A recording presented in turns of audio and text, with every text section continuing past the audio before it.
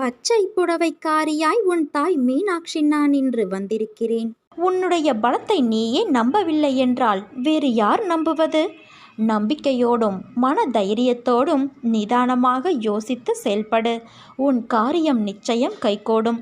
நிகழ்காலம் உனக்கு கடினமானதாக இருந்தாலும் இது நிரந்தரம் என்று நினைத்து கொள்ளாதே. நிலைகள் மாறும், காலம் மாறும். உன் அம்மா நான் மாற்றுவேன் என் குழந்தையே. நீ எல்லா செல்வ வளங்களையும் பெற்று நல்ல பெயரோடு நிம்மதியான வாழ்க்கையை வாழ்வாய். உன் எல்லா சூழ்நிலைகளிலும் உன் அன்னையான நான் உனக்கு துணை இருப்பேன் குழந்தையே. என் வார்த்தைகள் மீது நம்பிக்கை வைத்து செயல்படு. நல்லதே நடக்கும். எல்லா இடங்களிலும் துரதிர்ஷ்டம் உன்னை துரத்துகிறது என்று நீ எண்ணுகிறாய். அது முற்றிலும் தவறான எண்ணம். உன்னை விதியும் ஆசைகளும் இக்கட்டான சூழ்நிலையில் நீ எடுத்த முடிவுகளும் தான் இந்த நிலைக்கு உன்னை இழுத்து சென்று விட்டது. கவலை வேண்டாம் குழந்தையே, எல்லாம் முடிவரும். நம்பிக்கையோடு நீ செயல்படு. எப்போது என்ன நடக்குமோ என்கிற பயம் உன்னை சூழ்ந்து இருக்கும் வரை உன்னால் நிதானமாக யோசித்து செயல்பட முடியாது.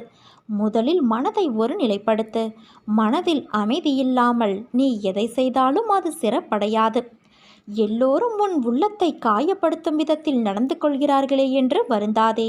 உனக்கு நான் ஒன்றை கூறுகிறேன் கேள். உன் கண்ணீரை வீணாக்காதே. உன் தேவை வலிமை புரியாதவர்களுக்காக நீ வருத்தப்படுவதால் உன் மதிப்பு அவர்களுக்கு தெரிவது இல்லை. நீ அவர்களை பற்றியே யோசித்து மனம் சோர்வடைந்து உன் லட்சியத்தை நோக்கி முன்னேறி செல்வதில் சுணக்கமாகிறது. அப்படிப்பட்டவர்களிடமிருந்து நீ சற்று விலகியிருப்பதே உனக்கு நல்லது என் தங்கமே. அதற்காக அவர்களுக்கு தீமை செய் என்று நான் சொல்லவில்லை.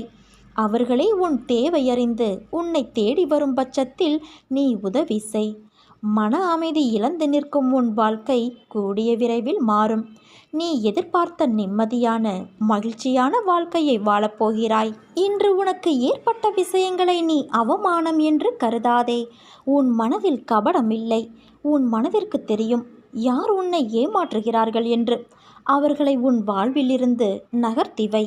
எதையும் பொறுத்து கொள்ளலாம், ஆனால் நம்பிக்கை துரோகத்தை மட்டும் பொறுத்து கொள்ள முடியாது. அப்படி செய்த அவர்களை என் கையில் விட்டுவிடு. அவர்களுக்கு நல்ல பாடத்தை நான் கற்றுக் கொடுக்கிறேன். நீ எதையும் வெளிக்காட்டாதே குழந்தையே. உன் மிகப்பெரிய சொத்து நிம்மதிதான்.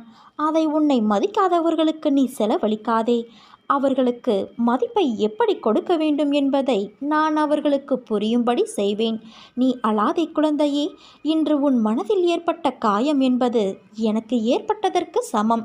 அதை நான் எப்படி பந்தாடுகிறேன் என்பதை நீ பார். நான் என்ன செய்தேன்? ஏன் என் வாழ்வில் மட்டும் இவ்வளவு வலி? ஏன் எல்லோரும் என்னை வந்து காயப்படுத்துகிறார்கள் என்று புலம்புகிறாய்? மற்றவர்கள் செய்த தவறு, துரோகம் ஏன் சுற்றி இருப்பவர்களுக்கு தெரியவில்லை? ஏன் என்னை இப்படி குற்றவாளிகளாக பார்க்கிறார்கள்? அவர்களுக்கு தெரியவில்லையா உண்மை எது என்று? இப்படித்தானே நீ புலம்பிக் கொண்டு இருக்கிறாய். ஆனால் அவர்களுக்கோ அதை அனுபவித்துதான் புரிந்து கொள்ள வேண்டும் என்பது விதி. மற்றவர்களுக்காக யோசி, உதவி செய். மற்றவர்கள் கஷ்டத்தை நினைத்து வருந்து. மற்றவர் வழிக்காக பிரார்த்தனை செய்.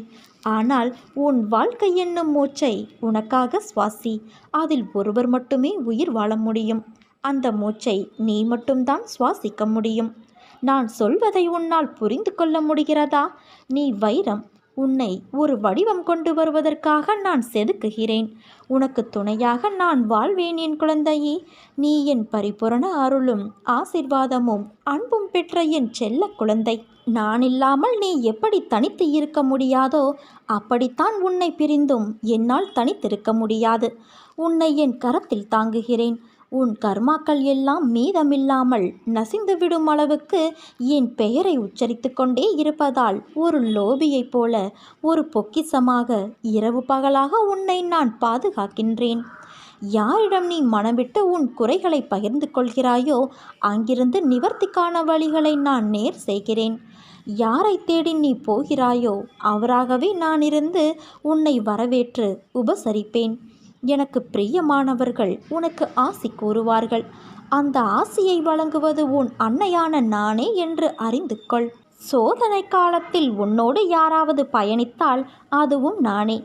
வீட்டில் இருக்கும் சந்தோஷம் மிக பெரியது. அந்த சந்தோஷத்தின் அடிப்படையில்தான் உன் கஷ்டம் விலகுவதன் வேகமும் இருக்கிறது.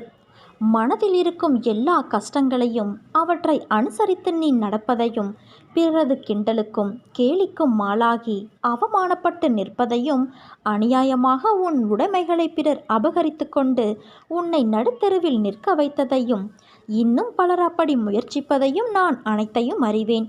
தப்பு செய்தவர்களுக்கு தண்டனையை தப்பாமல் தந்து உனக்கு நீதியை சரி செய்யும் நாள் நெருங்கிக் கொண்டு இருக்கிறது. நம்பிக்கையாய், பொறுமையாய், நேர்மையாய் உன்னை வழிநடத்தி வெற்றி என்னும் அமிர்தத்தில் நிம்மதியான மனநிறைவில் நீ தித்திக்கப் போகின்றாய். சதா என்னை நினைத்து கொண்டு இரு. நான் அனைத்தையும் நடத்துகிறேன் என திடமாக நம்பு. எனக்கு நானாகவே செய்கிறேன் என்ற பாவனையை வளரவிடாதே குழந்தையே. நான் உனக்கு துணையாக இருப்பேன். விதைகள் என்றுமே தன் வளர்ச்சிக்கு காரணங்களை தேடுவது இல்லை. நாம் விதைக்கப்பட்டோம், எல்லா தடைகளையும் கடந்து ஒரு நாள் மரமாக உருவெடுப்போம் என்ற நினைப்புதான் அது வளர்ந்து நிற்க காரணம். அதே போல தன்னை போன்று இன்னொரு மரம் வளரவும் வழி செய்யும். அதே போலத்தான் நீயும் வளர்வாய். வாழ்வில் ஒன்றை செய்வதற்கு காரணங்களை தேடினாய் என்றால் உனக்கு என்றைக்கும் பதில் திருப்தியாக கிடைக்காது. உலகம் ஏன் படைக்கப்பட்டது, ஏன் மனிதர்கள் படைக்கப்பட்டார்கள் என்ற கேள்விகளுக்கு கடவுளால் தான் பதில் கூற முடியும். இயற்கை என்ற படைப்பு எதற்கு என்றால் படைத்த உயிரினங்களின் வாழ்க்கைக்கு உதவி புரிய. இதற்கு உன்னால் பதில் கூற முடியும். காரணம், ஒன்றை படைத்து அதை நிலையில் பயணிக்க உதவும் என்ற நோக்கம். ஆனால் என்னை ஏன் படைத்தீர்கள், ஏன் இந்த வாழ்க்கை, எதற்கு அன்பு, வெறுப்பு, இன்பம், துன்பம், வெற்றி, தோல்வி இவற்றையெல்லாம் எதற்கு வாழ்வில் கொடுத்தீர்கள் என்றால் ஒரு காரணம்தான். உன் வாழ்விற்கான தேடல், அதன் பயணம், அதனுடைய அடுத்த தளம், வாழ்க்கை பற்றிய படிப்பு, அனுபவம், நீ கற்ற பாடம் என இந்த நோக்கத்திற்காகத்தான் நீ பிறப்பு எடுக்கிறாய். அந்த வாழ்க்கையில் நீ செய்யும் கர்மவினை என்ற முக்கிய குறிப்பு தான் உன் அடுத்த ஜென்மத்திற்கான வழிகாட்டல். அதனால் இந்த வாழ்க்கையில் ஏன் என்ற கேள்வி புத்தியை மாற்றிவிட்டு எல்லாம் கடந்து முன்னேறத்தான் என்ற நோக்கத்தோடு செயல்படு.